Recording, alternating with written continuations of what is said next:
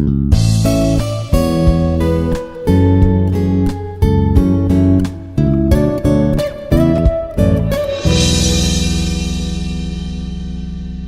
everyone, this is Prashanth. Let's continue with the last lecture. In last lecture, just I have completed regarding communication protocols, that is interface with the IoT device. So in order to interface one-to-one IoT devices or associate devices, just we have some communication protocols like serial communication protocol, I2C inter-integrated circuit communication protocol, SPI serial program interface communication protocol. Like that, we have different types of protocols available in our syllabus. So let's see here in this lecture. Just I am going to explain about serial communication protocol, that is UART. Here, what is serial communication? Is nothing but phenomena of UART. So here UART, universal asynchronous receiver and transmitter, the main name is. So here what is UART? It is a simple asynchronous serial communication protocol. Is used for short range of data transmission. So in order to transmit the data from source to destination, sender to receiver, or one point to another point, or one place to another place, just we have some communication protocols we need initially. That is the based on the data communication. So here the first one is UART, that is asynchronous serial communication protocol used for data transmission. That is okay. So the next one, the basic concept of serial communication in IoT. So here serial communication is a method of transmitting data, transmitting one bit at a time over a communication channel. In the next context of IoT, it's a fundamental method for connecting devices and exchanging of information. So the main agenda of IoT devices, so before connecting, just it authenticate, it verify the details initially. So after verifying or after authenticating the device, it can be connected to the internet. That is over. So after connecting the internet, just it can gather the some various data through the communication protocols. After collecting, just it transferred to the another IoT device by using communication protocol. So here the serial communication is a one method to transfer the data from one device to another device, collected data. So that is the main thing here. How it works? So it depends on the data transmission, synchronization, start and stop bits, and parity bits. So the parity bits is nothing but in order to check the whether is there any errors in while we are transmitting the data or while receiving the data. By passing the parity bits, just we can handle the errors are occurred in the data transmission. So that is the about parity bit and data transmission. The data is sent sequentially, bit by bit, over a single wire. So one by bit is nothing but time division multiplexing. So just we can in TDM or in FDM, time division multiplexing or frequency division multiplexing, by using multiplexing techniques. So in one wire, just we are transmitting different types of signals based on the time slot and define the frequency slot. So by here data transmission is nothing but one bit by bit, or one bit at a time, one bit one time, second bit to third bit, fourth bit, like that, bit by bit over a single wire we can transmit. So synchronization, the devices must agree on a common data rate to ensure the accurate data transfer. So in order to maintain the synchronization of devices which are connected inside the network, so that just in terms of data rate or baud rate, like that, we have to maintain at a specific level. So that is the synchronization. Next is stop and stop bit.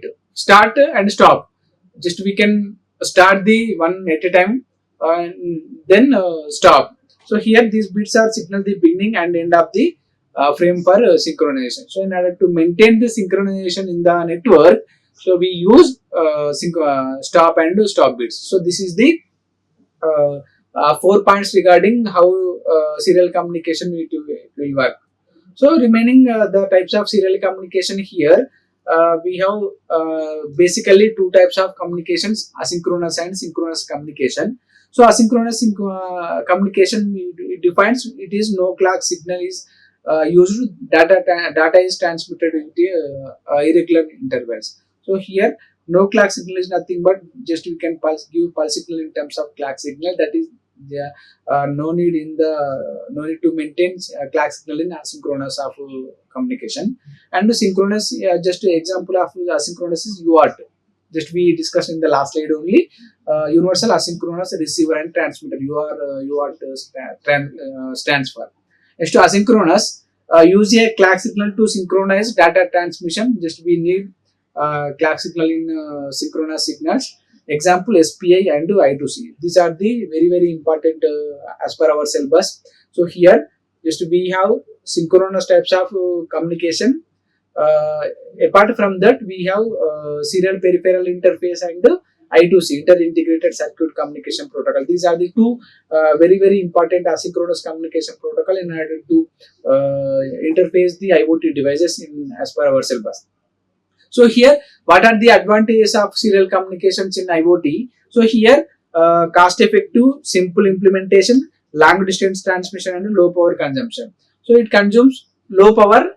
That is the one of the advantage for ideal for battery powered IoT devices. That is the considered under low power consumption. And long distance communication. So here it is suitable for connecting devices over long distances.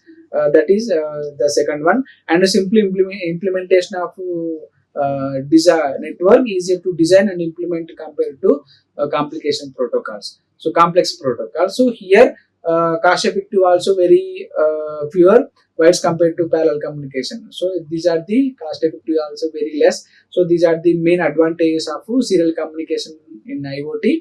Very important. So the asynchronous serial communication here two types. SPI, serial peripheral SPI, and IIC or I2C, serial peripheral interface and inter-integrated circuit. Along with advantage, cost effective, simple implementation, long distance transmission, and low power consumption. These are the four main advantages of using serial communication in IoT devices. Next one, common serial protocols in IoT. So here the UART is very simple.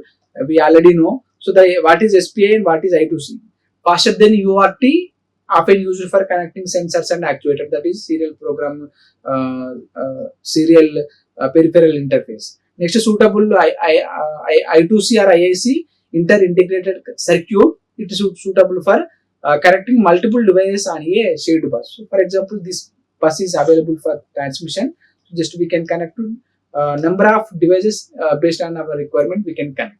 So it is example temperature sensor for I2C, and a temperature sensor might be using a UART interface to send temperature data to a microcontroller by using microcontroller. The microcontroller then process the data. It will transmit it is to a cloud platform, that is Wi-Fi. So by using Wi-Fi protocols, just we can transmit the data from the one place to the another place. That is the main. So in essence, the serial communication provides a reliable and efficient way for IoT devices to exchange data, enabling the foundation for various IoT applications. So this is the significance of serial communication protocol in IoT devices. That is the essential. Next one, UART protocol structure here. So before going to synchronous asynchronous serial communication, first we have to know about the structure of UART, asynchronous universal asynchronous receiver and transmitter. So here it is a serial type of communication protocol that transmit the data from one bit at a time. UART frame consists of following the elements here: start bit, data bit, parity bit, and stop bit. We already know. Start, just you can transmit the just you can start the process of data, that is about the start bit, and data bits, parity bit. Just you can identify any types of error in the network. Just it can controlled by, that can overcome by parity bits by passing the parity bits. That is the essential thing. You have to know the optional bit for error code checking can be odd or even or none or mark or place. So that is the parity bit. The next one, stop bit. It always see a logic 1 indicating the end of a data frame. 1 or 2 stop bits can be used. So these are the structure of UART protocol structure. Next, UART data transfer. So by using here, we have different bits, the synchronization just in to maintain this start stop. Just we have synchronization required here. Start bit and data bit, parity bit, stop bit, and ideal state. So in ideal state, the line is held at logic 1 until the next start of the bit. And the stop bit, the transmitter sends one or more stop bits to indicate the end of the. These are the indications. Just to stop, just you can indicate. To start, just you can indicate.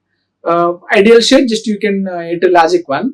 Parity bit, just the error will come, just you can pass one parity bit, that is the indication of the error occurring. Start bit synchronization, that is the okay.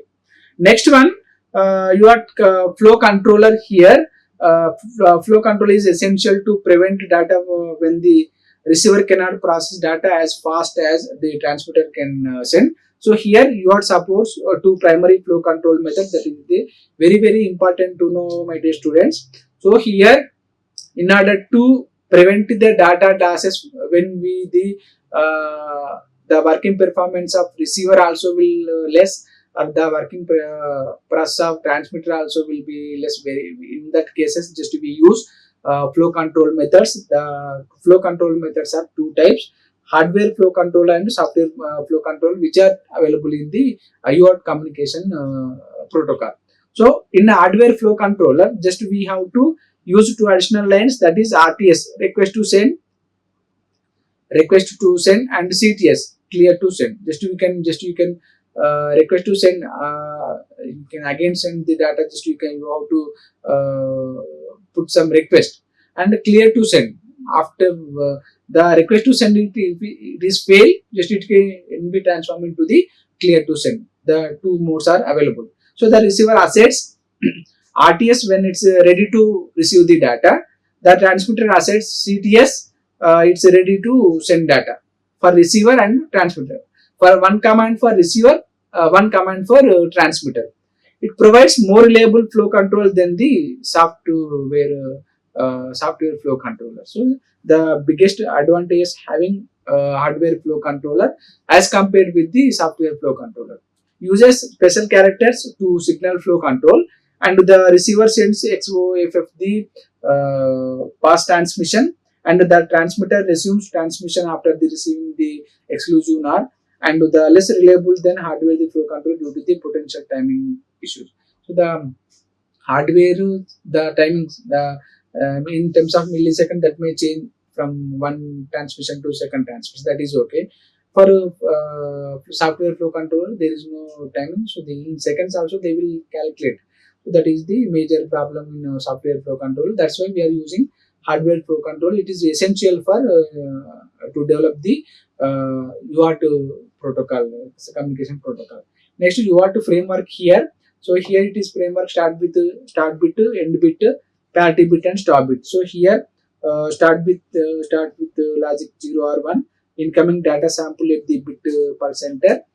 Sample data bit here. Start with 0 logic. These are the parity bit. Just you can find any error in the transmission. Immediately it can pass the parity bit. That can be corrected by the parity bit only. The error will be corrected by parity bit only. So this is the wrong data. Word to data here. Start bit logic 1, and this is logic 0. So this is the, by understanding structure, data transfer process, the flow control mechanism of UART, you can efficiently utilize this protocol for various IoT applications. So this is the essential things about UART frame structure.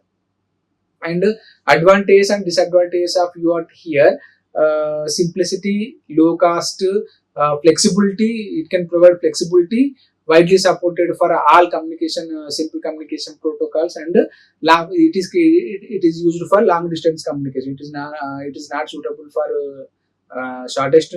Don't say like that.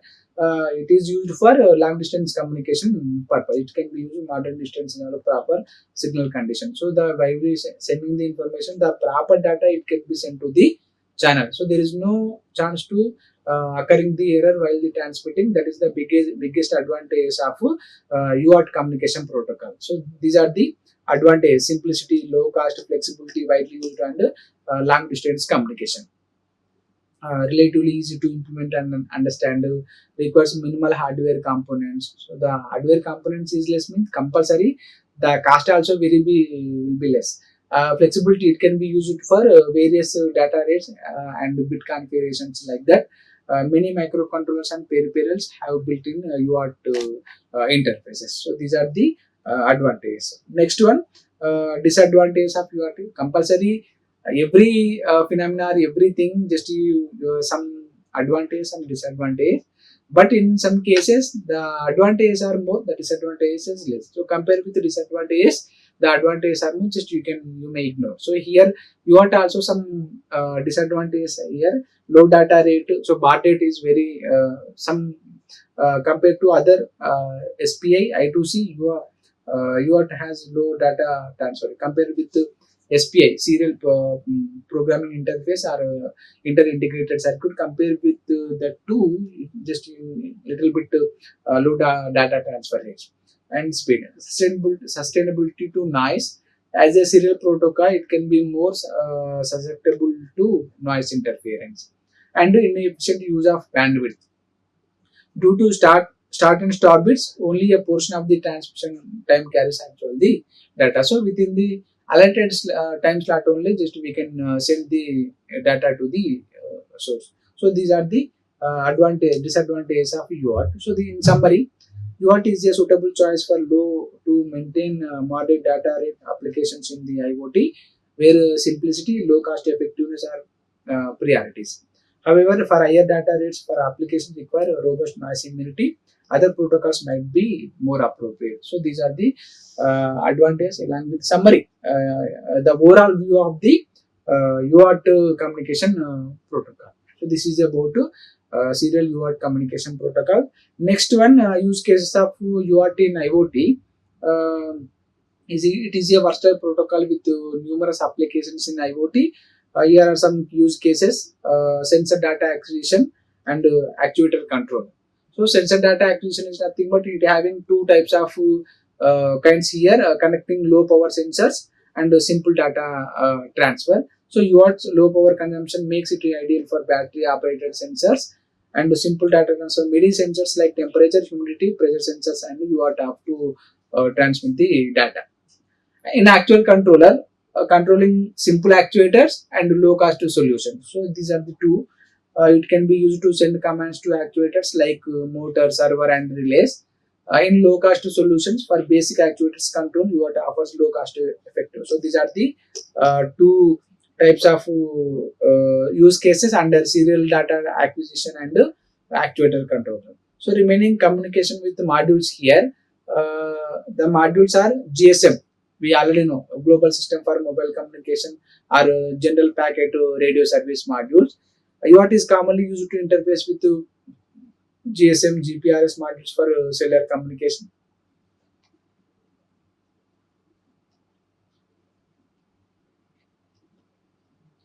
Global system for mobile communication, and GPS modules. Global positioning system.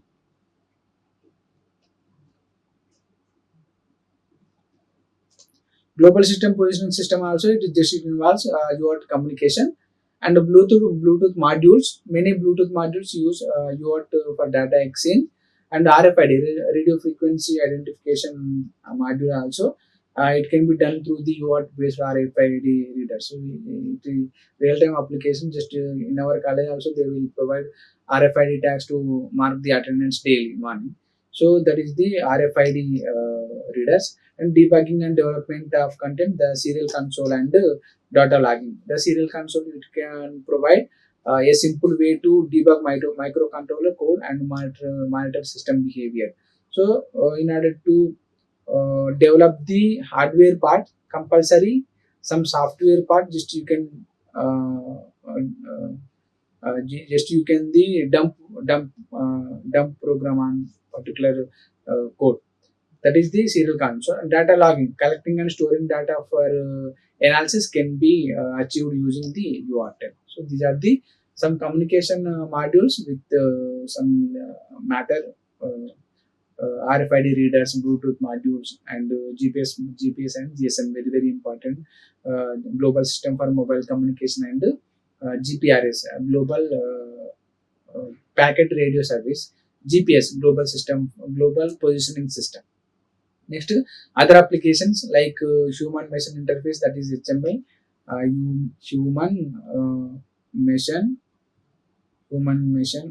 interface, human machine interface, that is HMI. And next one, data transfer between the microcontrollers, establishing communication between the different microcontrollers within an IoT system. And in summary, you are simplicity, low cost, and wide availability make it a popular choice for various IoT applications. So while it might not be highest performance option, it often provides a practical and efficient solution for many use cases. So this is the some other applications involving microcontroller and human machine interfaces. Next one, SPI communication, the structure, and serial I2C communication protocol. So here, asynchronous serial communication protocol for SPI, serial programming interface. So it is synchronous serial communication protocol for short distance communication, often used for high speed data transfer.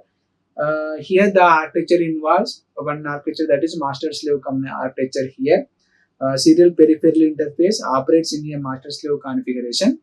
This means there is one device designated as the master, controlling the communication, and one or more devices acting as slaves. Master and slave. So here the master initiates the data transfer, generates the clock signal, and controls the chip select lines. Master responds to the master commands to provide the data when requested. So these are the master and slave, two very very two factors under SPI communication. To talk about the SPI communication, just we need to about the what is master, what is slave. Master initiate the data transfer, generate the clock signal. It is very very important. Generate the data clock signal and control the chip select lines. Responds to the data master's command and provide data when requested. Next one, SPI protocol clocking. Here it is synchronous protocol. It means the clock signal generate the signal, that is okay. Clock signal should synchronize data transfer between the master and slave. So the main need of clock signal in order to maintain the synchronization in between the master and slave, that is the very very important to know. And clock signal. So here SCLK is nothing but clock signal generated by the master, shared by all the connected devices. That is very very important.